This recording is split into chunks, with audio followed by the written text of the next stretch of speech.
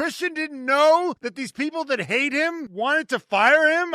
Nothing makes sense. Make it make sense. The most important thing you need to know, I think, about this whole story is there was a kind of a bit of a change of control situation whereby up until recently, the Thai family that were the founders of Red Bull, they let Mateschitz, they let him run everything, do whatever the hell he wanted because it made them all very rich. But then he died. And I think the story of Christian Horner was he had obviously great support from Mateschitz while he was alive. He then died and everything started unraveling. And at the beginning of last year, when Christian ran into some trouble internally, I'm sure you know all about that, and the Thais backed him at that point. What changed was in May, there was a change of control of 2% of that shareholding, which went into a trust. And it now means that the Thai family doesn't necessarily have the upper hand in all the decisions. So he didn't have their support at the crunch time here, which came after obviously a really difficult British Grand Prix for the team on top of many other things. There was a row after the race between Max's dad, Jos, and Christian, witnessed by a number of people in Red Bull. I'm not saying that led to him being removed 2 days later, but I think you have multiple reasons why this has come about, and I'm sure we'll get into it. So are you saying that this 2% has now,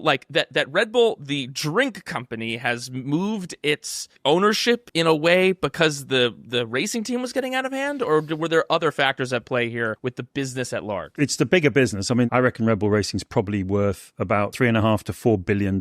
So you compare that with the Dallas Cowboys is around about $9 billion now. So yes, it's a big business, but it's nothing like as big as the drinks business, energy drinks business. And yeah, I think what's happened is that the state of affairs that they had was not really good for the wider business. Mateschitz's son, Mark, inherited all of his dad's stake in it. And together with the Austrians, they've obviously got together and they've come up with a solution together with the son of that original Thai founder. He had that 2%. That was his. He inherited the 49 from his father. And that's why he had a 51% stake. And that's why he was able to sort of have the whip hand. So the exact details of how that works and how it will work for the whole drinks company, that's still to come out. But the key thing that people learned sort of middle to second half of last week was that this was one of the big things that happened behind the scenes that meant it had all changed.